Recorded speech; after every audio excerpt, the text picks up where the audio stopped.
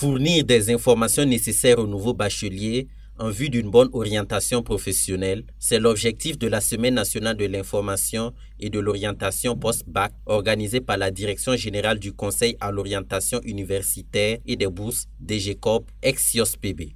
La 8e édition s'est ouverte le 11 juillet 2023 à Ouagadougou sous le thème Orientation universitaire et financement des études supérieures en situation de défi sécuritaire au Burkina Faso, enjeux et perspectives. Plusieurs innovations sont à mettre au compte de cette édition.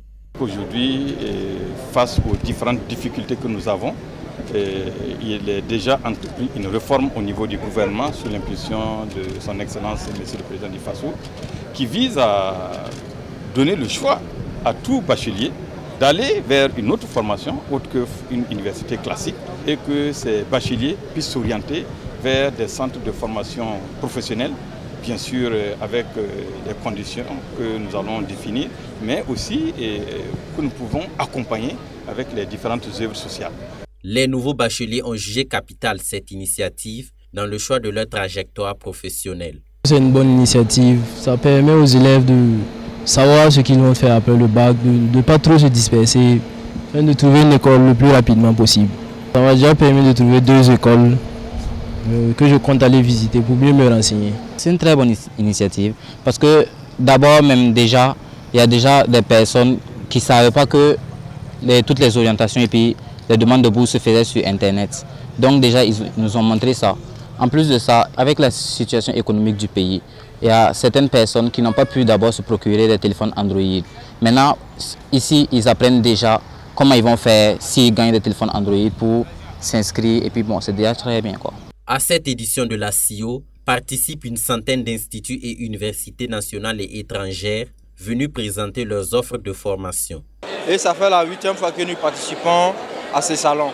Donc nous avons les filières suivantes: la logistique, banque assurance, finance comptabilité et communication. Bon, depuis la première édition, on est là, on est présent. Le CIO nous fait l'honneur chaque année de nous inviter. On vient là-bas avec un bac scientifique, CD ou bien bac agricole.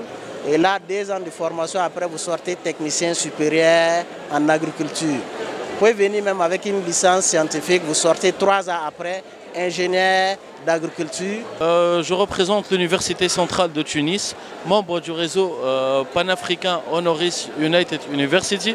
L'université déjà propose différentes formations réparties entre différents domaines tels que l'ingénierie, l'informatique, l'architecture, le business, le droit, la santé, ainsi que la communication. On trouve que ce salon il est très bénéfique pour les futurs bacheliers, également les étudiants qui viennent de terminer leur diplôme en premier cycle comme la licence, les BTS.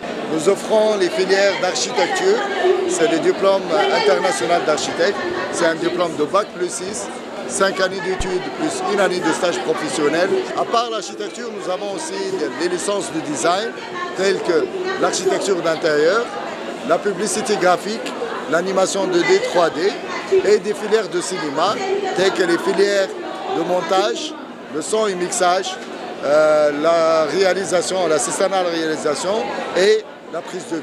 Du 10 au 15 juillet 2023, les futurs étudiants auront droit à des communications sur les différentes filières d'études, les types de bourses et leurs conditions d'accès, la démarche d'inscription en ligne et les autres services sociaux offerts aux étudiants.